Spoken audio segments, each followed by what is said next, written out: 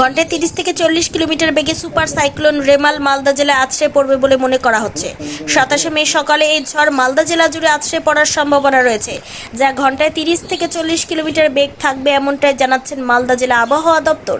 মালদা জেলা আবহাওয়া দপ্তরের আধিকারিক তপন কুমার দাস জানান, ইতিমধ্যে সুপার সাইক্লোন রেমাল বাংলাদেশের খেপিপুরা থেকে 800 কিলোমিটার দূরে এবং পশ্চিমবঙ্গের ক্যানিং উপকূলবর্তী থেকে 810 কিলোমিটার দূরে মধ্য বঙ্গোপসাগরে অবস্থান করছে। 26 এপ্রিল সন্ধ্যাবেলা বাংলাদেশের খেপিপুরা পশ্চিমবঙ্গের ক্যানিং উপকূলবর্তী এলাকায় ঘন্টায় 100 থেকে 120 কিলোমিটার বেগে রেমাল সুপার সাইক্লোন আছড়ে পড়বে। 120 থেকে 130 কিলোমিটার বেগে এই ঝড় বইবে, তেমনটাই সম্ভাবনা রয়েছে। দক্ষিণবঙ্গের সমস্ত জেলা এবং উত্তরবঙ্গের সমস্ত জেলাগুলিতে এর প্রভাব পড়বে। জেলায় জেলায় ঝোড়ো হাওয়ার সাথে বজ্রবিদ্যুৎ সহ বৃষ্টিপাত হওয়ার সম্ভাবনা রয়েছে।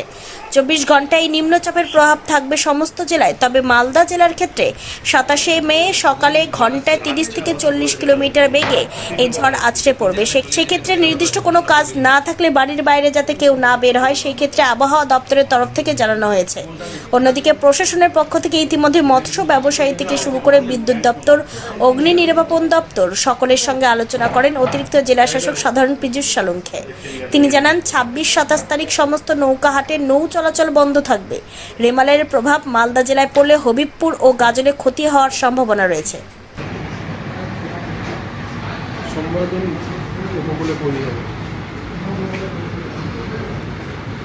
আমাদের ডিএম অফিস থেকে বা মৎস্য দপ্তর থেকে ফোন করেছিল। আমরা যেহেতু মৎস্যজীবীদের নিয়ে কাজ করি, যে র্যামেল বলে একটা যে ঝড় আসছে 26-27 তারিখ, তার জন্য খুবই ভালো লাগলো। মানে সতর্কতামূলক যেন 26 এবং 27 তারিখ কোনো মৎস্যজীবী ভাই নদীতে না যায়, সতর্ক থাকে, এবং যত ফেরিঘাট আছে সেটা যেন 2 দিন বন্ধ থাকে। এটা নিয়ে মেনলি আলোচনা। মালদা টোটাল কতগুলো মৎস্যজীবী আছে? ফেরিঘাট 43খানা ফেরিঘাট যেটা শুনলাম, আর মৎস্যজীবী তো আমাদের 25,000 মৎস্যজীবী কোনো কন্ট্রোল রুমে নাম্বার দিয়েছে। আপনারা কীভাবে বুঝাবেন মৎস্যজীবীদের? আমরা মৎস্যজীবী যেহেতু মৎস্যজীবী অনেক আমাদের পঞ্চনগর, মাঙ্গিটোলা এবং 8 নম্বর থেকে এসছে, ওনাদেরকে আমরা আমাদের গ্রুপ আছে আর কি, ইউনিয়ন আছে, সবাইকে মিটিং করে বলে দেবো কালকের মধ্যে। আপনার নাম?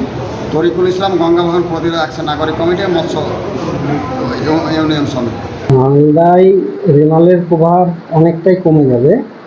মালদায় যখন রেমালের প্রভাব আসবে তখন বাতাসে গড়গতিবেগ 30 থেকে 40 কিলোমিটার থাকতে পারে, সঙ্গে বজ্রবিদ্যুৎ সহ ভারী বৃষ্টি হওয়ার সম্ভাবনা আছে, এবং এটা আগামীকাল মিডনাইট নাগাদ ল্যান্ডফল হওয়ার সম্ভাবনা আছে সাগর আইল্যান্ড এবং বাংলাদেশের খেপিপুরা উপকূলে।